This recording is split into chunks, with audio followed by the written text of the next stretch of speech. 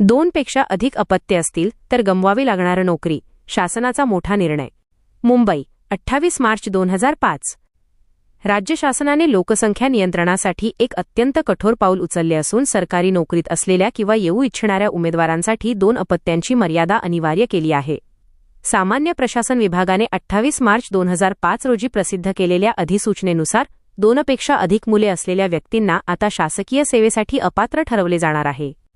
नियमावलीतील महत्त्वाचे मुद्दे.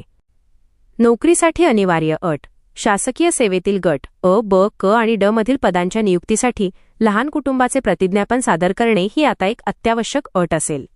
लहान कुटुंबाची व्याख्या. या नियमांनुसार पती, पत्नी आणि 2 मुले मिळून लहान कुटुंब मानले जाईल. अपात्रतेची टांगती तलवार. ज्या उमेदवारांना 2 पेक्षा जास्त मुले आहेत ते शासकीय नोकरीसाठी अनर्ह अपात्र ठरतील. दत्तक मुलांबाबत स्पष्टीकरण. या नियमांमध्ये मूल या व्याख्येत दत्तक घेतलेल्या मुलांचा समावेश होणार नाही असे स्पष्ट करण्यात आले आहे. अपवाद आणि सवलती. ज्या व्यक्तींना 28 मार्च 2005 पूर्वीच 2 पेक्षा अधिक मुले आहेत, त्यांची संख्या त्यानंतर वाढली नाही, तरच त्यांची नोकरी सुरक्षित राहील. नियम लागू झाल्यापासून 1 वर्षाच्या आत जर एकाच प्रसूतीमध्ये जुळी मुले झाली आणि संख्या 2 पेक्षा जास्त झाली तर ती अपात्रतेसाठी विचारात घेतली जाणार नाहीत. एखाद्या जोडप्याला आधी एकच मूल असेल आणि त्यानंतरच्या दुसऱ्या प्रसूतीत जुळी मुले झाली तर त्यांना एकच अपत्य समजले जाईल. प्रतिज्ञापन सादर करणे बंधनकारक. आता कोणत्याही सरकारी पदासाठी अर्ज करताना उमेदवाराला नमुना अ मधील प्रतिज्ञापन पत्रावर आपल्या मुलांची संख्या आणि जन्मदिनांक जाहीर करावा लागेल.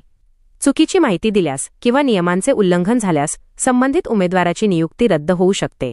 हा नियम 28 मार्च 2005 पासून लागू झाला असून ज्या भरती प्रक्रिया या दिनांकापूर्वी सुरू झाल्या आहेत त्यांना यातून सवलत देण्यात आली आहे. मित्रांनो, व्हिडिओमधील शासन निर्णय किंवा परिपत्रक आपणास हवे असेल तर कृपया आमचे शासन निर्णय व परिपत्रक हे फेसबुक पेज सबस्क्राईब करा. त्यानंतर सबस्क्राईब केल्याचा स्क्रीनशॉट 7588152456 या क्रमांकावर व्हॉट्सॲप करा. आपल्याला हवा असलेला शासन निर्णय किंवा परिपत्रक व्हॉट्सॲपवर पाठवले जाईल. लक्षात ठेवा, शासन निर्णय व परिपत्रक मिळवण्यासाठी फेसबुक पेज सबस्क्राईब करणे आवश्यक आहे.